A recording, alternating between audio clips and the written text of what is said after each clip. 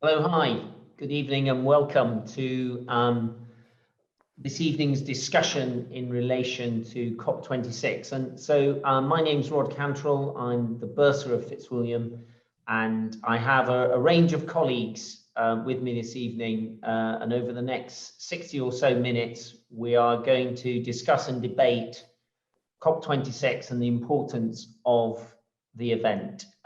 But before I do so, I'm just going to pause for a couple of seconds to see if anybody else is going to join us from the waiting room. And for all those people who have their cameras switched off, if you want to switch them on, do at your leisure. It'd be great to see a few faces, but recognize you may be doing other bits and pieces while at the same time joining in. So I recognize that you may not put your camera on. So we'll just wait a couple of more seconds and then we'll start.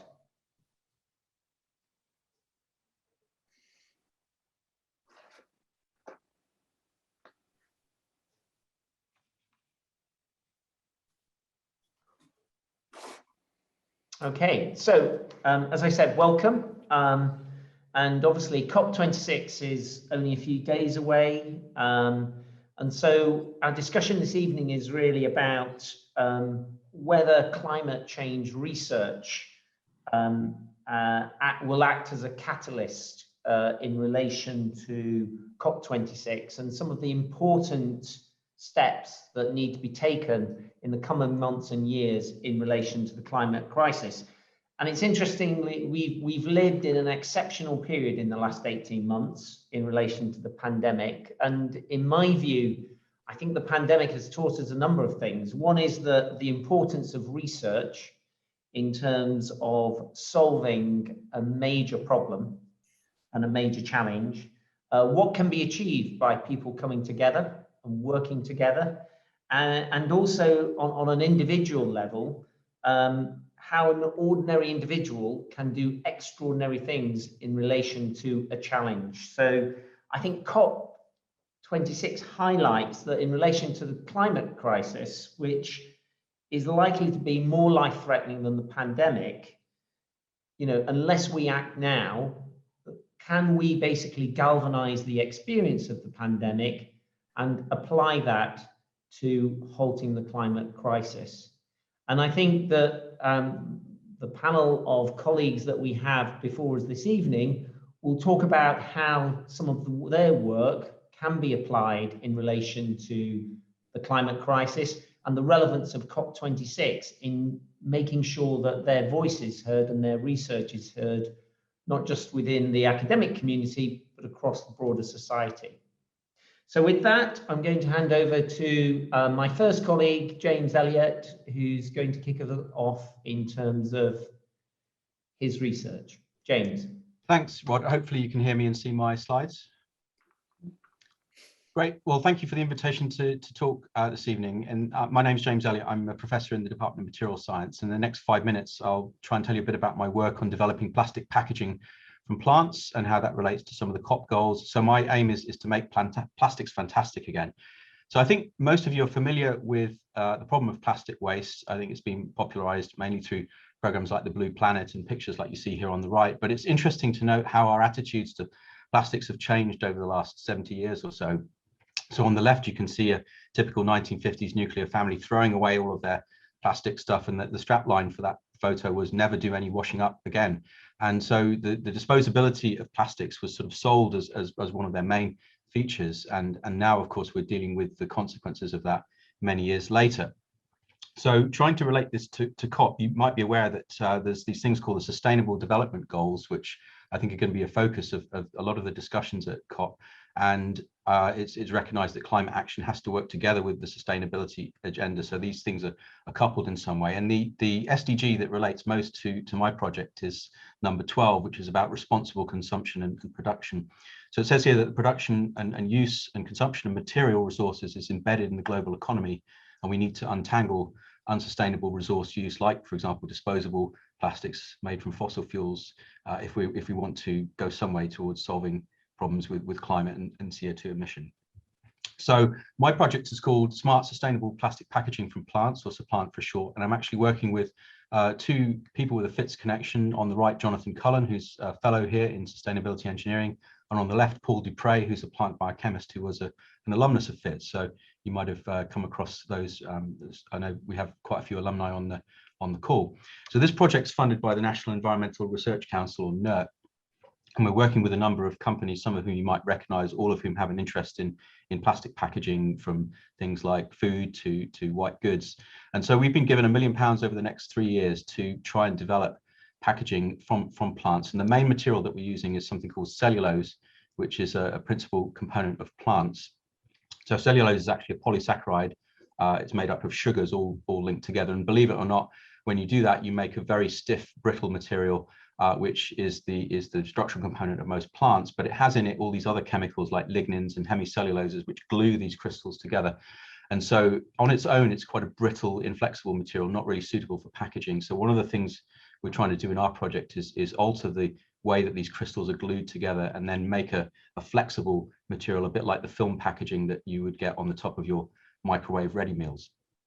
So what are the advantages of our material? Well, it's biocompostable. So cellulose, of course, will degrade in natural environments. So we hope that even if it is disposed of outside of a recycling route, it will naturally decompose in the environment at the same rate as sort of wood or paper. So it's going to reduce plastic pollution. It's derived from natural feedstocks rather than fossil fuels. So it's essentially carbon neutral. All of the carbon that goes into our materials is carbon that was already present in the biosphere. So the only exception to that is if you dispose of it incorrectly, it can turn into methane rather than CO2, which causes slightly more damage to the environment. So it has to be disposed of in an appropriate way. And I can talk more about that later if you're interested. We're also making it from sustainable forestry resources and food or agriculture and waste products. So it's going to be low economical market disruption.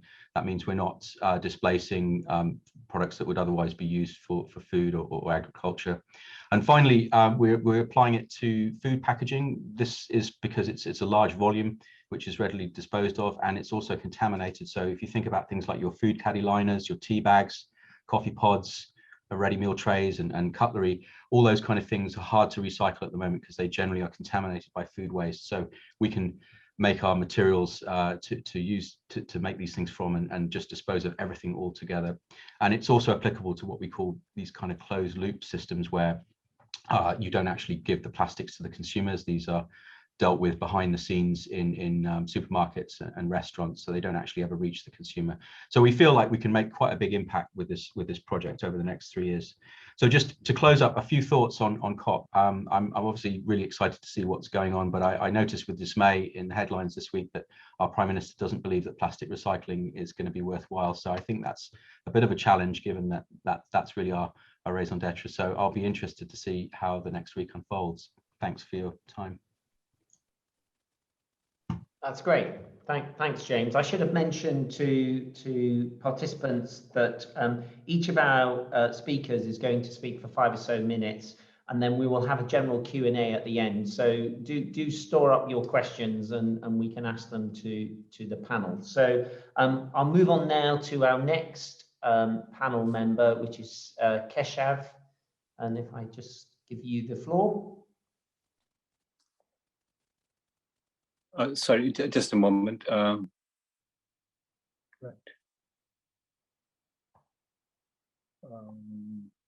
Right. Is this visible?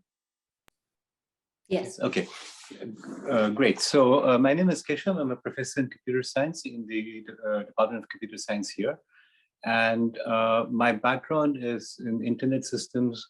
And what I've been doing for the last 10 years or so is what I call computer science to promote a sustainable future.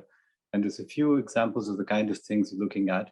One of them is to reduce the carbon footprint of existing energy systems, such as heating, ventilation, air conditioning, transportation through electric vehicles, building lighting, or the electrical transmission grid. Now, they seem somewhat random, but these actually are the 4 areas which contribute most to the carbon footprint in the world today. Other than agriculture. So buildings, transportation, electrical distribution are all the kind of big hitters in terms of carbon production. One of the specific projects I've worked on is shown in the figure on the top right. It's home with photovoltaic, solar, and storage. And the simple question one might ask is, how many solar panels should I buy and how much storage should I buy if I want to meet a certain goal, such as wanting to be off-grid 75% of the time?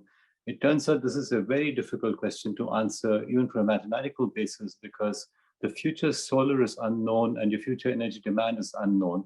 And so dealing with these doubly unknown systems is quite complicated, but we've made some progress in the last 7 years or so on that. More recently, I've been working with people at Fitz and elsewhere in Cambridge on using computer systems for forest conservation and restoration. An example of a project here is to use mobile phones to measure trunk diameters in forest plots, using some of the sensors that are now available at low cost in mobile phones. And this makes it much easier to measure practically how much carbon is sequestered in forest plots rather than going around with a tape measure and putting it around each tree as you walk from tree to tree. We can make that much faster, and that actually we hope will have an impact in on the ground measurements of what's going on. Another example, this is in collaboration with David Coombs, who's also at Fitz and also the director of the Conservation Research Institute at Cambridge, is to estimate the reforestation rates in the Amazon from Earth observations. So we use observations of the ground from both planes and from the International Space Station and from satellites to look at what is the amount of regrowth after a deforestation event in the Amazon. And this is quite important because there is deforestation happening in the Amazon, and we'd like to know how quickly it can recover once you stop doing these actions. And then the last thing I want to mention is this notion of carbon credits. So if you've taken a flight, sometimes you'll see a thing that says, press this button, we'll charge you a couple of pounds, and you can offset your travel by planting trees somewhere. And many of you may have said, yes, okay, it's only a couple of pounds, but some of you might wonder what's really happening with that. Now multiply that by 1 million and you have millions of pounds going to projects which are, to put it mildly, are somewhat dubious. And there's very little trust in these carbon credits. So over the past year and a half or so, along with some colleagues and myself, we've been looking at how to create trust in carbon credits using a technology called blockchains. Now, you may have heard of blockchains in the form of Bitcoin, which is quite a nasty blockchain that one should really stay far away from. But there are other blockchains which are far better and have much smaller carbon footprint and energy footprint. And we use those blockchains. In fact, one of them called Tezos, which has generously funded us with a recent donation of nearly £4 million to create the Cambridge Center for Carbon Credits for doing fundamental research in computer science as well as zoology and plant sciences in order to create trust in nature-based solutions which are sequestering carbon. So that's a kind of a high-level view of the kind of work I do. And it's really at this intersection, as I said, of computer science and sustainability. And in terms of COP26, I think the only observation I want to make is that COP26 is both a United Nations process, which has a agenda and certain agreements on nationally determined contributions, kind of very boring behind the scenes stuff, but it's also a watershed moment where the world's attention is focused on sustainability. And as we move away, and hopefully COVID is mostly in the rearview mirror, looking forward, we're seeing this next wave of crises coming towards us. And it is this set of crises coming towards us that this event can help frame and address. And so I think it's the concentration of the world's attention which is most important as I see it. And I hope to discuss more of that as we get into the discussion section. Thank you. That's great, thanks. And now I turn to Ellie. Hi, I'm afraid I don't have any slides, but I'll just talk for 5 minutes instead. So I'm a second year PhD student at Fitz, and I'm studying plant sciences. I previously did geography, and I did my MPhil here and was the Lee Kuan Yew scholar, looking at essentially kind of natural capital, carbon, and seagrass ecosystems, which kind of starts very broad and gets very niche. And this is particularly in Singapore, which is trying to create a natural capital sort of profile for the whole country, which is the first of its kind. Right now, though, I've taken a bit of a move over, and I've gone from the very, very wet ecosystems to the very, very dry. And I'm currently looking at how fires affect ecosystems. So this is really looking at the resilience of ecosystems to fire. And not just looking at how something is burned versus unburned, but looking at the repeated fire that happens as a result of climate change, and looking at these kind of confounding factors that happen when you have areas that are prone to drought, for example, as well as fire. Within this, I'm particularly interested in within the carbon cycling, and essentially how we can manage these ecosystems to prevent a net loss of carbon. So not necessarily to sort of to soak up all the carbon that we can possibly, but just to not lose it through fire. And with the pandemic, it's made my project take a lovely turn, as I'm sure it has with everyone else's. But I've started to focus now on heathlands in the UK, which is really proving an interesting topic. And yeah, I'm completely kind of bowled over with it and excited by this kind of new direction, because I think that heathlands are a very controversial burning ecosystem. So it'll be good to have a chat about that. In terms of COP26, I'm really nervous for it. I have really high hopes, and I really do truly believe that this is the last opportunity that we have to make a good difference. But I am fearful that it's not being viewed as that by global leaders. And I think that that is demonstrated regularly in the news, as Professor James Elliott sort of suggested as well. So I'm fearful. I don't want to say a bit hopeful, but yeah, we'll see. We'll see. I'm excited to discuss it here tonight. Great, thanks, Ellie. Now we're moving on to Davide. Yeah, so good evening, everyone. Thanks for being here. Just a disclaimer, while I'm quite worried as much as Ellie is about the future, about the outcomes of the negotiation, this evening I will try to somehow take, I will present a different point of view just for to create some narrative tension among the panel and spur the debate. And by training and by profession, I'm an economic geographer, so I study stuff such as why Brexit happens, what are the geographies of political discontent.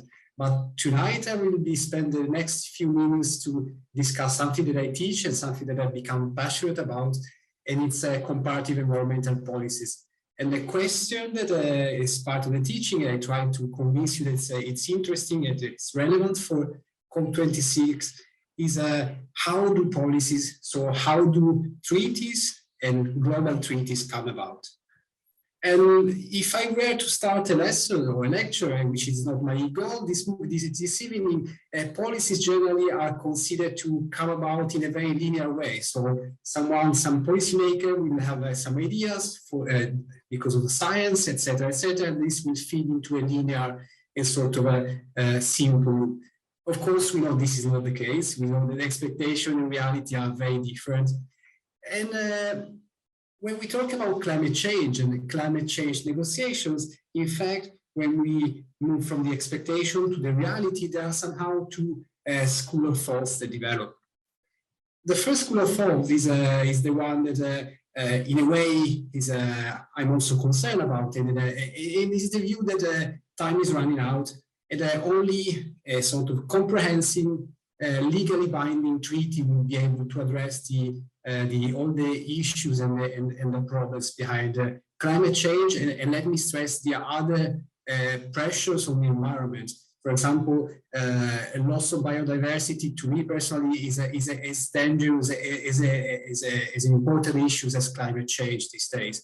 And one could think about other impacts on the environment.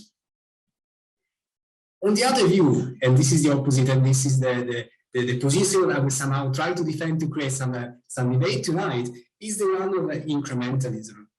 And the idea of incrementalism stems from very nice papers from the 60s, so it's a stuff that has been going on for a long time.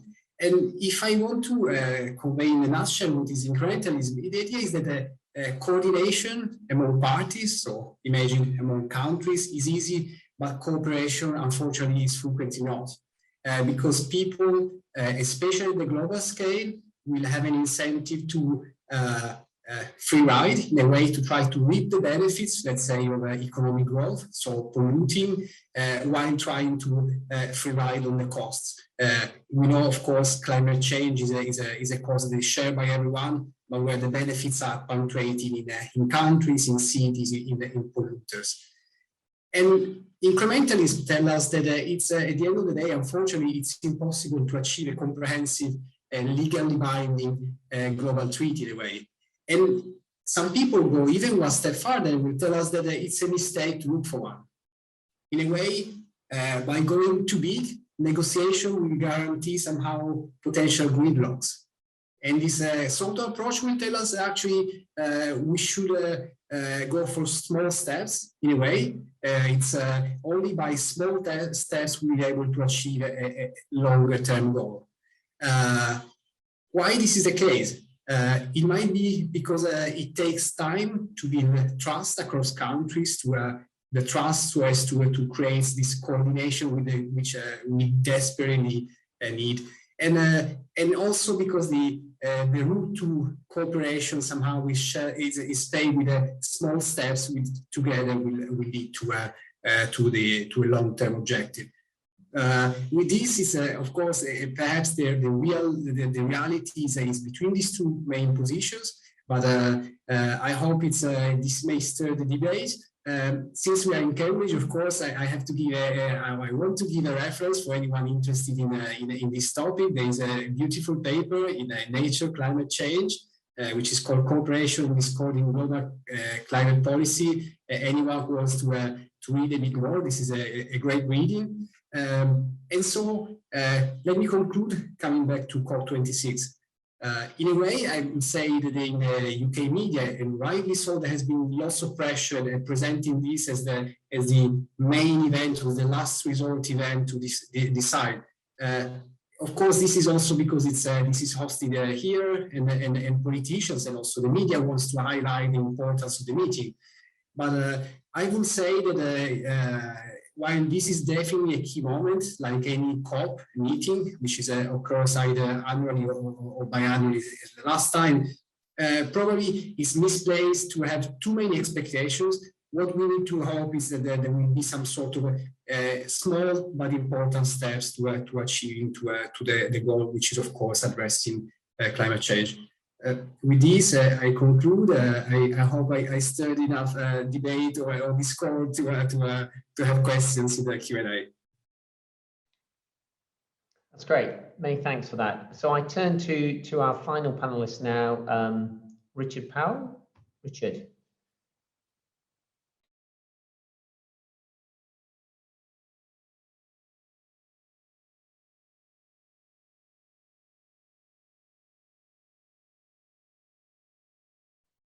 Is that coming through okay now? Great, yeah. So thank you. Yeah, so thank you. My name is Richard Powell. I'm a professor of Arctic Studies at the Scott Polar Research Institute and the Department of Geography, and I'm also a fellow and director of studies in geography at Fitzwilliam. And my background is as a human geographer, working in sort of political geography, cultural geography, but with a regional focus on the Arctic. And so my work bears a lot on issues of politics and geopolitics, or has and still does. At the moment, I'm working on a big team project funded by the European Research Council, which is, well, it's called Arctic Cultures, but it's about the sort of historical development of the idea of the Arctic as this kind of emblematic, or how we got to a point where the Arctic becomes this kind of emblematic image or region as a sort of global symbol of changing climate and climate change through polar bears and Inuit hunters and things like that, and the kind of the idea that the ice is going, and what the history is of that idea and where it came from and things. And I'm also working or currently developing a smaller project with in collaboration with some Inuvialuit indigenous people from northwestern Canadian Arctic about Inuit self-determination and kind of resource governance, and what sorts of ways resources, and particularly wildlife resources, can be managed for more kind of community resilience and well-being, and for a better social economy in a context of kind of climate change and threats of other threats that climate change bring both to indigenous societies in that part of the world, but also in terms of maintaining cultural practices and things like that. And I guess what that work does or bears on is it kind of leads me to make have a couple of thoughts about the role of COP26 and within that, and both in terms of empirically, obviously, it's incredibly important to have these sorts of big conferences, and whether you whether you believe it's the last chance or not, or whether it actually is the last chance or not. Obviously, no one really knows that, but the fact that we have a narrative around that is important in order to at least try and affect movement and things. But I suppose the problem as a sort of social scientist is that you're kind of trained to be analytic and critical, and therefore sometimes inherently pessimistic, and one can't help being a bit whilst optimistic and hopeful as I'm sure probably everybody who's joined the session is. At the same time, I worry about the way this is playing out, because on the one hand, yes, it's true that the media has been playing up, particularly in the UK, the importance of the events. At the same time, there's that kind of classic sort of highlighting of, the Queen can't go, and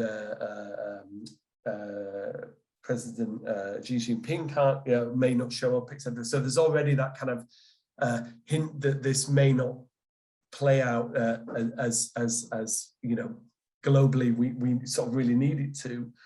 And also, I suppose there are two other things to say. I think one is whether the UK government's heart is really in it as well. I mean, maybe that's slightly controversial to say, but we can think about Alok Sharma, we can think about the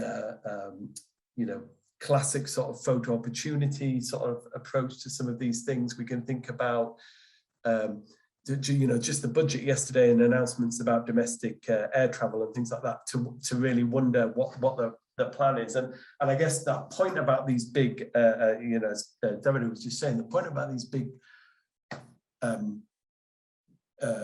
conferences is ultimately you're trying to arrange a kind of legally binding a global agreement, which really requires heavy state intervention. And it does seem that the general approach to climate policy of the UK government, and a number of, they're not alone in this, many kind of global governments, is thinking that the market will solve the problem. And I think that is where there's a real tension. And then I suppose the other thing as well that's worth saying is, even in the scenario where one gets legally binding international treaties, they're not always followed. And you can think of Hong Kong, you can think of Northern Ireland, you can think of the Trump administration, even the Biden administration. There are many, many kind of examples of this in the current both UK politics, but also global geopolitics. So, even with a global binding agreement, you know, even if we get the best possible kind of outcome from COP26, there still needs to be constant kind of adherence and kind of individual choices and kind of action and everything else in order to make sure that such an agreement's adhered to and you know, all the targets are met, etc., etc. But thank you. That's great. Thanks, Richard. So I open it up to the floor in terms of any questions. Just let me see, either put them in the chat, or if you just indicate that you wish to ask a question, I will bring you to it.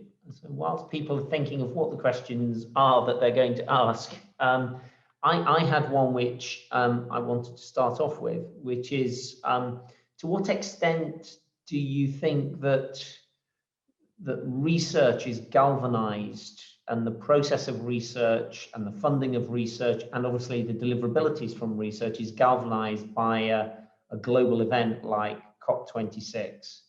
Or is it is the research program not disturbed at all by that, and you're in a parallel track to what some may say is a circus in terms of the whole climate crisis? Who would like to comment on that initially?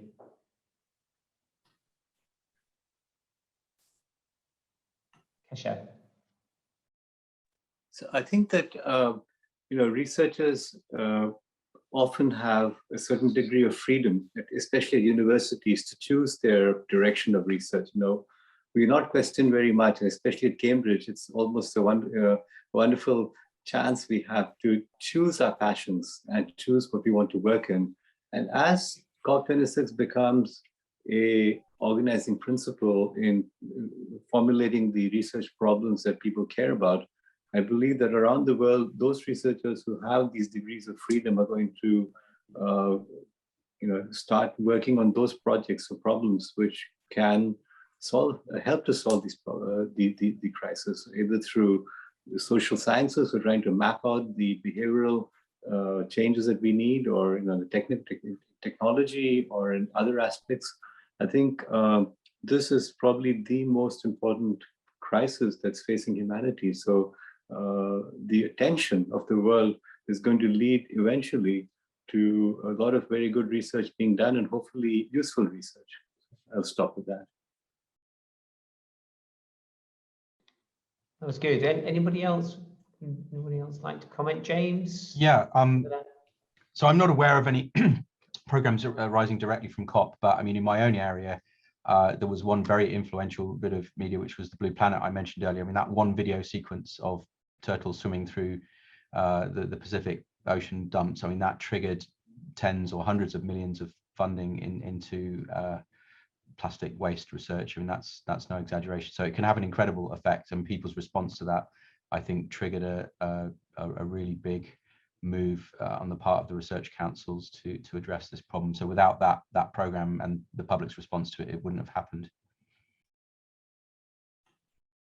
Yeah, if I can build up on what James was saying, to me, this the kind of event is a sort of focusing event which draws attention to the issue, even if the outcomes won't be as massive as expected, and this is my own fear. This will definitely galvanize attention and so raise awareness. Good, thanks. We have a question now from Emilia. Emilia, would you like to ask your question? I can read it out. I was wondering what you, the panelists, are going to be following most closely at COP26, and what specific things you would consider a possibly incremental success. Thanks, Emilia. Who would like to start with that one?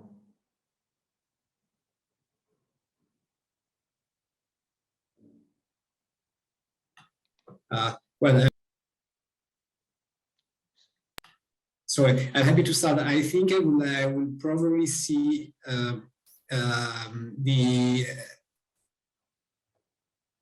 Can you hear me? I see I'm yeah. Yeah, so basically the implementing rules for the Paris Agreement, which as we know is non-binding, and so if we make some steps toward having some binding rules, that would be a massive success. It might be even small rules.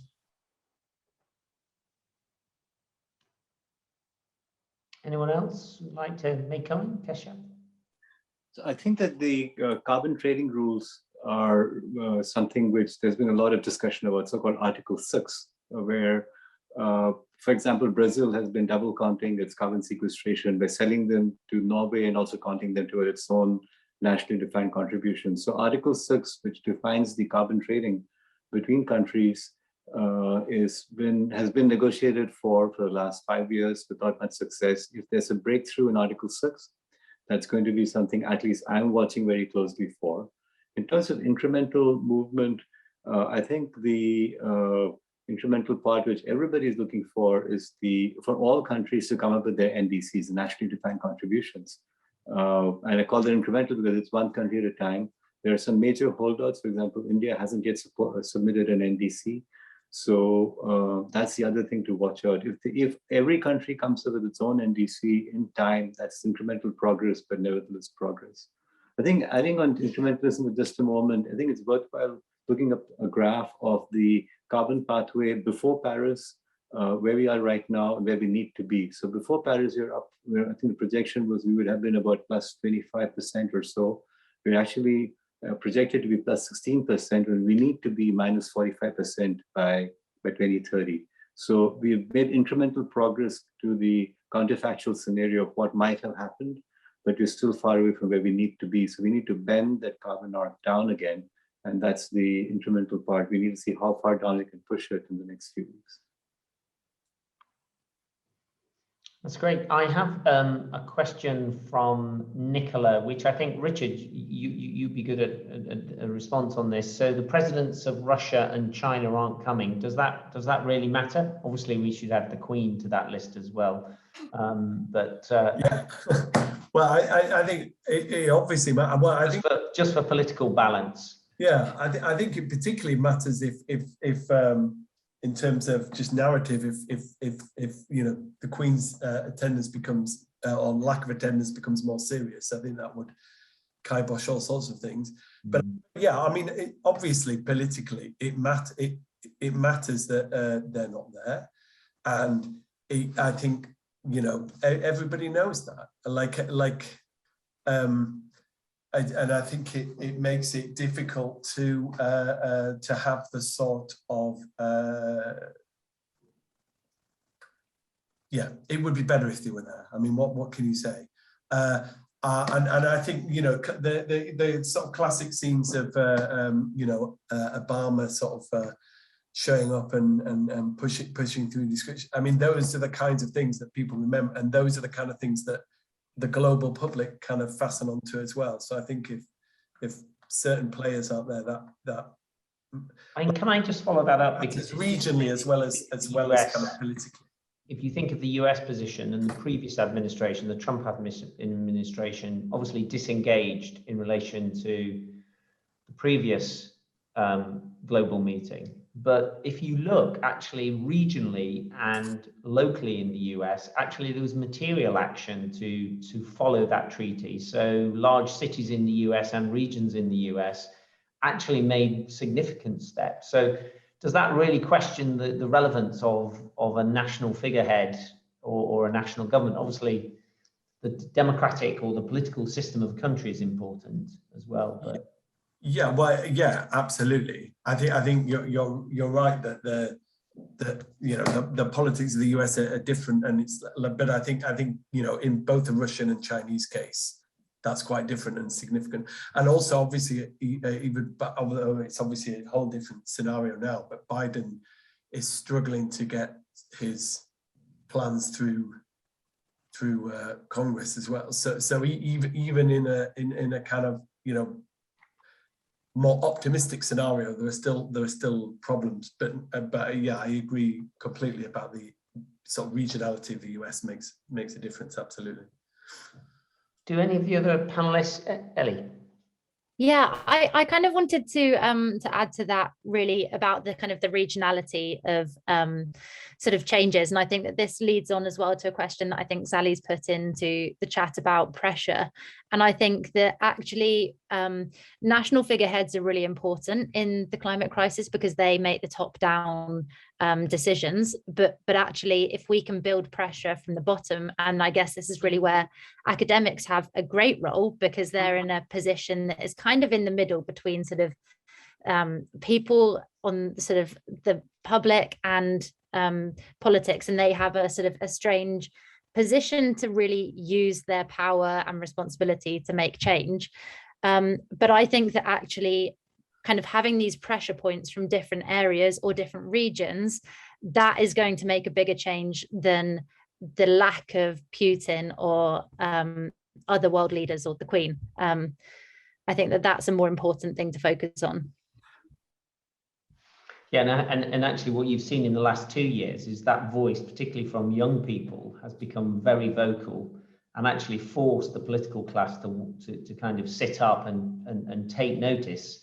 Whether or not they take action, effective action, is another matter. But I think it has changed the focus of the debate quite materially in a way that hopefully is positive for the issue. Does anybody else want to just comment on Sally's question in the chat regarding the budget, and it's suggesting that public pressure is quite marginal. Particularly a good illustration is where they obviously increased the levy in terms of long haul flights, but then take it away from domestic flights, which seems very contradictory. James. Yeah, so I mean, I think it was also linking to the point that Dara has put in the chat there about governments don't necessarily act in the interests of the people. So I think in this case, they are terrified about provoking an unpopular response by making long haul flights cost what they should do, which would be make them unviable for large numbers of people. So I think there's this. It's really difficult to imagine for me how high profile figures, whether they're in government or elsewhere, will be able to do this top down. I think movements like Extinction Rebellion and Insulate Britain, much as one might find their tactics distasteful, I think they are achieving an impact that is, in my opinion, way more than what will be achieved by policies coming top down, because we've had 20 or 30 years to do that. There's nothing really new in terms of the evidence that's out there. So I think public pressure in the end is going to be the thing that makes the worm turn in a fundamental way. Anybody else like to comment? If I can add to that, it's in a way, it's unfortunately there seems to be some ups and downs in the public interest, and it's known that environmental concern decrease in periods of economic downturn. So I wouldn't be surprised that there are some downturns now, and that's why the government has reacted in that way. But overall, the trend is going up, and this bottom-up trend.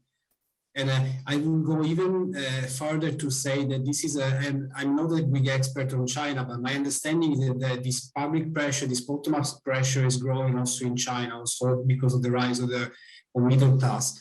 And in fact, the central government in China is very much aware, very much concerned about environmental issues, very much, for example, linked to local pollution. And so I think pressure is really key, also as the others. Good. Ellie, I think you wanted to make a comment. Yeah, it's really just kind of echoing what the other panelists have said, in that I think that kind of the lack of action that has been taken when it could have been taken has really forced our hand here. We're now in a position where actually climate change policies and things that benefit climate change need to be integrated into all policies, because we kind of have left it just too late. It's like the bomb ticking, right? And actually we're now literally 10 seconds away from it going off, and we've got to do something really fast, otherwise it will go off. Yeah, no. Good. We have another question. Dara, do you want to ask that question in the chat? Because I think that's really interesting as well, actually, in terms of just linking into this.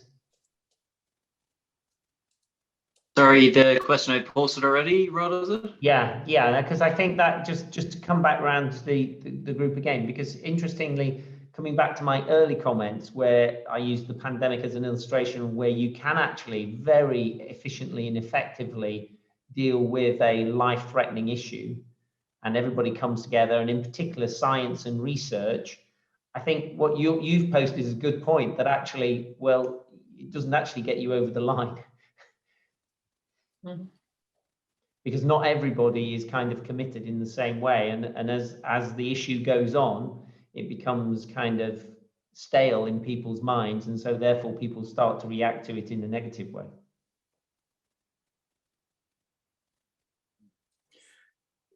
I think Dara may be Keshav, sorry. Yes, so I think that I think the COVID experience has brought up both aspects, as Rod, you mentioned, and Dara, you mentioned, in the sense that people's self-interest or perceived self-interest is controlled to some extent by media and social media in particular these days. And so they may end up acting in a way that is not helpful. But at some level, climate change is a bigger crisis in the sense that with COVID, if you just are kind of take the numbers, it's about 1% of the population was hospitalized or passed away. It's a very large number, but 1% is 1%. Whereas with climate change, you're talking about 50, 80%, 100% of the country being affected.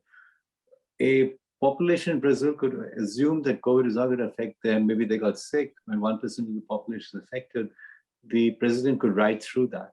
When 50% of the country is affected, no president, no politician is going to be able to ride through that. So it is terrible, absolutely horrible, if you're going to have to get to that stage where politicians are forced to act because, in some countries, the country is disappearing. Literally the country is disappearing. The politicians in Fiji are forced to act, not because they believe in climate change, because climate change is happening whether or not they believe in it.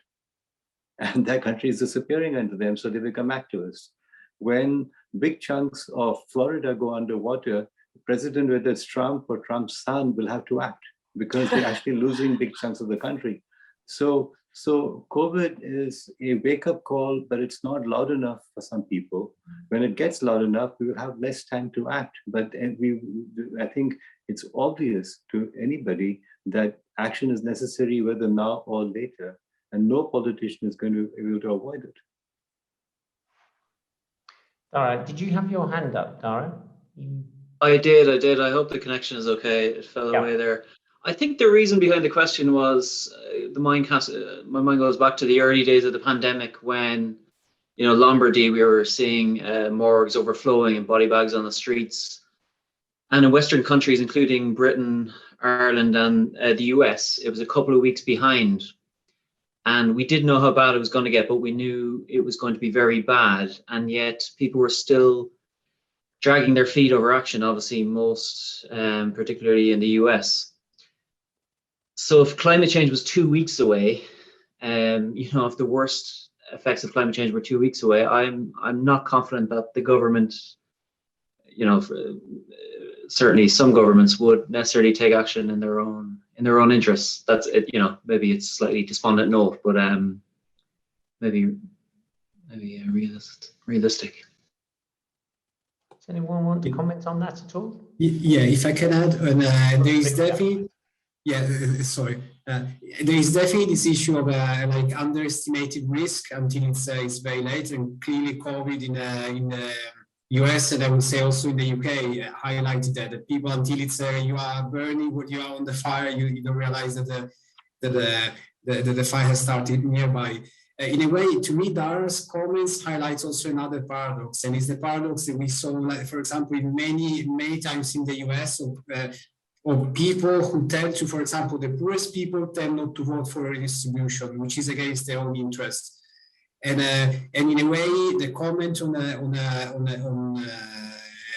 the chart highlighted that, and that is a similar situation for climate change again, or for COVID. And the problem there is not an issue of a climate change per se or vaccines per se, but it's a third problem, which is the lack of trust towards the media, towards the government. And so this highlights something else that needs to be addressed as well. And so climate change becomes sometimes politicized and a symbol for something else, which is not. I don't know if it's clear, but. Okay, Richard, I think you wanted to add to that. Yeah, I was just going to follow up quickly, which is just about the following on from what colleagues was saying and Dara about the. So I think there's a kind of note of realism or whatever, but at the same time, you know, we need to affect change, and I think one thing that is sort of interesting about this is like I think Rod you mentioned about this sort of generational pressure, and it's really quite clear that you know generations, and as it were in many democracies, the generations who are not yet able to participate in those democracies are the place where the pressure is coming from, precisely because, as Ellie said, they've been taught about it in school and they understand the issues much more because the curricula have changed since, you know, some of us were at school, as it were. And I think so I think notwithstanding social media and all those other things, that the role of education, everything's important, but also it kind of raises the question of you know, the affecting change. And I mean, one, you know, that kind of disconnect between the kind of mainstream democracies, the sort of relative short term of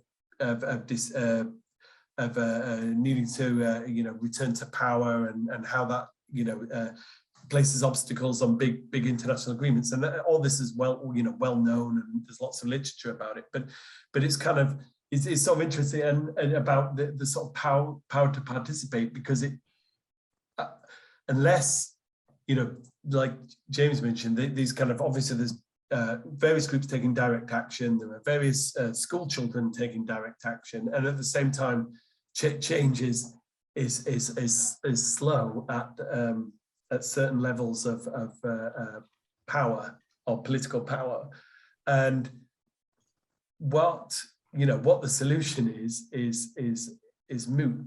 But I was intrigued. I think it was this morning or last, but I saw something that there was a report that they're now people calling to have a referendum on the net zero targets and things. And it's kind of interesting, this idea that when you face these thorny political problems in participative democracies, then you know, the referendum becomes the kind of even though that's obviously a very problematic measure. It's quite an emotive mechanism, isn't it? Yeah, absolutely. But I guess there is this kind of issue about generational change, but about how you know, because it's just, you know, it is irresponsible for those, you know, of my age and think to not kind of try and affect change. And I think there are different ways in which that can happen. But if we, you know, if we don't do that, and I think so I guess it's a long answer to Dara's point, but basically I think the pressure is building, and so irrespective of whether COP26 descends into a photo opportunity, I'd kind of slightly more optimistic about the sort of short to medium term. That's very useful. I think we've got time for one last question. Robert Doe, you had a question. Do ask your question, and it relates to a comment that John Griffin made as well in the chat. So, Robert. Hi there. Yeah, I'm an accountant by training, read economics at Fitz, and also did a postgrad in manufacturing. So interest in technology, interest in economics and financials, and making this all affordable for society, because it can easily feel like a trade-off. Do we do anything or not? When in fact, there are many things we can do that will save money, as well as carbon emissions and the likes. Biodiversity is another, I think, is the other big half of the issue, but at a simplistic level, around carbon reduction. We've got tools out there, but it feels like there aren't that many people paying much attention to them, when we could all have more profitable businesses, public services, etc. James, do you want to touch on that? Because obviously your product in many ways actually. Yeah, I mean, it in theory should be profitable as well as benefiting the environment. I mean, the problem is that there's, in our particular case, there's a big barrier involved in displacing existing products. So, I mean, I'm not familiar with the McKinsey curve. I'm just looking at a version I found on Google, but it seems to be a plot of cost versus abatement potential, you know, and I think, Rob, if I understood your point, it was that there are technologies that are profitable and will reduce CO2 a lot. So why aren't people doing that? I mean, I suppose I'm not an economist, but one answer is that there's a huge barrier to displacing existing technology. So, you know, if you're talking about introducing electric cars, for example, you have to get all of the internal combustion engines off the road, and everyone has to buy a new car, and you have to establish a new infrastructure. So, you know, that's a huge barrier in terms of time and money that people have to surmount. So the end point might be better and more profitable, but it's how you get from where you are right now to the end point. So that would be my suggestion about. I mean, the interesting thing is, if you compare, for example, wind power, where the tax credit in relation to wind power was critical in kind of the development of the technology. Now it's commercially viable without any subsidy.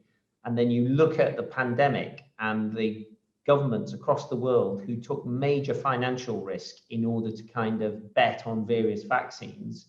It is an illustration of where you can actually kind of move the needle in a material way to actually commercialize something that actually has a major impact on the issue. Albeit in this instance, it is government action that's taken basically, rather than the private sector. But I mean, if you spent 37 billion or whatever it is they spent on test and trace on alternative fuels, then you could do a lot. And better value for money as well, James, I might add. Sorry, Ellie. Yeah, I just wanted to sort of add, again, I'm sort of echoing other people's points here, but I think it's as well about changing the narrative of the cost that we're kind of paying for climate change, because essentially it's like taking out insurance, right? We're paying large sums of money now to protect ourselves in the future, so that we don't then get hit with the huge costs of wildfires, of flooding, of sea level rise. And it's really about trying to persuade consumers and the public, and generally kind of changing that narrative that investment now is better than this huge financial loss that we're going to be faced with in the future. That's a very good point.